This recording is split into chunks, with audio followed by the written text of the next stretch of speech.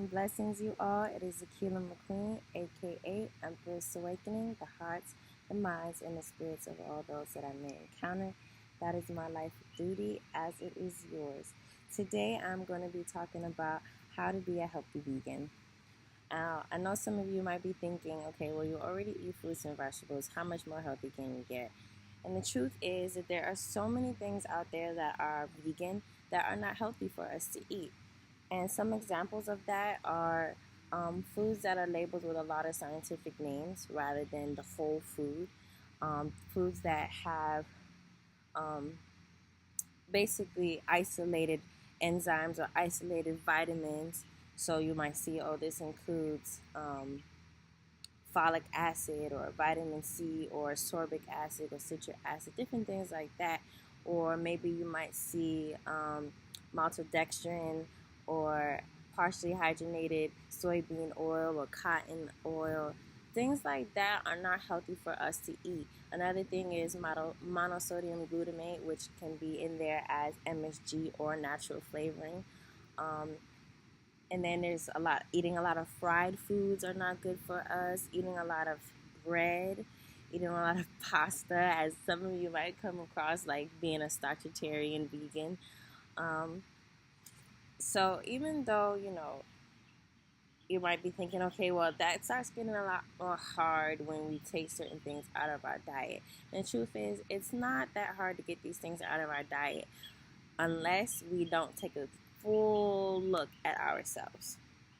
Okay, so when we take a holistic inventory about who we are and how we're built and the things that we're going on in our life, we have a better chance at becoming more disciplined, becoming more structured in the way that we eat. So as I've been on my journey of working through psychology and counseling and therapy work for a living, I start to notice when I'm working with people as well as looking at myself that a lot of the ways that we eat are because of our mental faculties and because of our emotional body. And something that I notice within myself when I'm feeling really stressed or, feeling emotionally drained about something that's, maybe painful or hurtful in my life, I like to eat a lot of bread or eat a lot of pasta or something that quote unquote feels comforting from my past. So in my household, my mother raised us vegetarian, mostly vegan, so I might start eating things from back then that might not necessarily be so healthy for me to eat, which is like eating bread and tea, or like a bowl of macaroni and cheese, vegan, of course. And it's okay to have those foods, but to have them every day and to be a big part of your diet can start to become taxing on you. And one thing you want to make sure is that you don't have any sensitivities, of course, to gluten, as well as making sure that you're eating more foods that are going to be powering you up and life-giving. So I know a lot of times we'll hear that, vegans, that plants are alive as well. And this is so true. Plants and fruit, all of those foods that vegans eat are alive. They're not dead. That's what makes them great for us to eat. When we eat more living foods as opposed to cooked or processed foods, our body is at its optimum.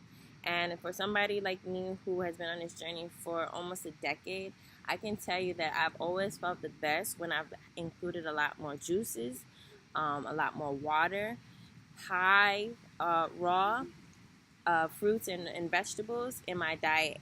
And when I have a serene environment, when I'm taking time to rest, when I'm taking time to self, when I'm not spread too thin and got too much going on, is when I feel the best. When I eat a lot of cooked food, when I'm eating trying all these new vegan options out there, because I like to try them, even if it's just one time, and I let people know who's transitioning, who might have difficulties giving up certain meat products, and say, oh, okay, this is good, you should try this, I think you will like it. I like to give reviews on things. And just because when I first became vegan, not a lot of these options were available, especially where I lived. It was very, very slim. So now that all these new things are coming out and new recipes are coming out, I've been, trying things myself. So just to catch myself up, check myself up, I do notice that I have to be balanced. I have to, like I said before, I have to drink a lot of water. I have to have a lot of fresh juices, lots of raw fruit, raw vegetables. And then I would say, honestly, if you can get yourself at about a 70% raw to 30% cooked, you will see the dynamic effects within your body, within your mind, and within your day-to-day movements. A lot of, pastas and breads are high in sugar, as well as it takes a lot more longer for them to digest. And they can, cause, a lot of built up fat within the body, cause cause you to not be so clear in the mind. I don't know if there's this doctor who has a book called Grain Brain.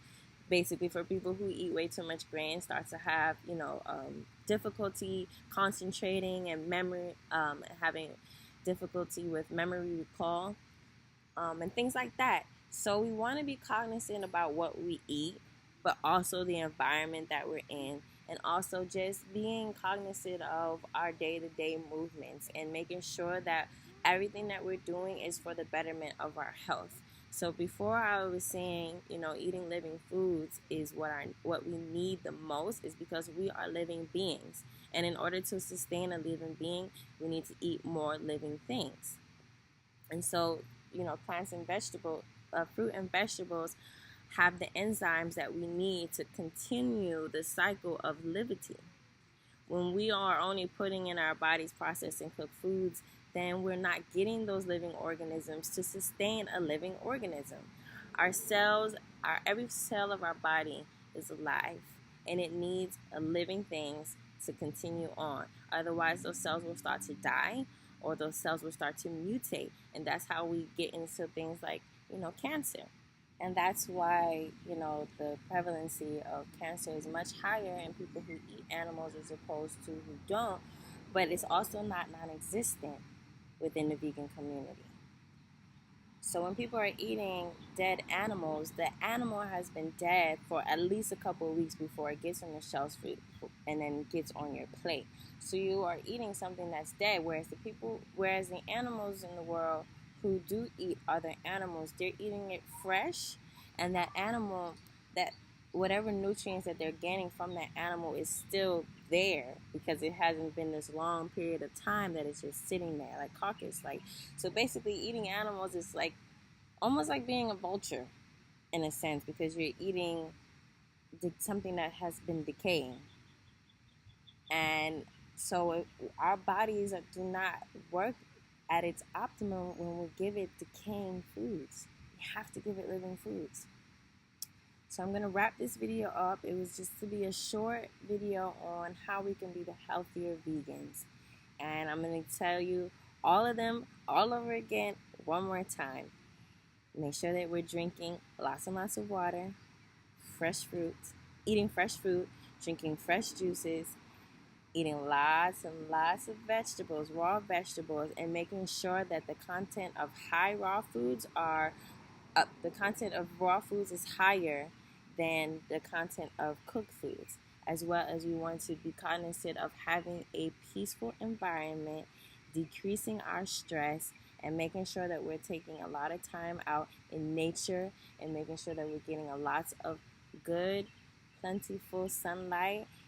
If your skin gets irritated when you're in the sun, get some nice butters like shea butter. There's lots of people out there who have really great shea butter, which is really good for the skin and helps you to be able to absorb the nutrients that are within the sunlight.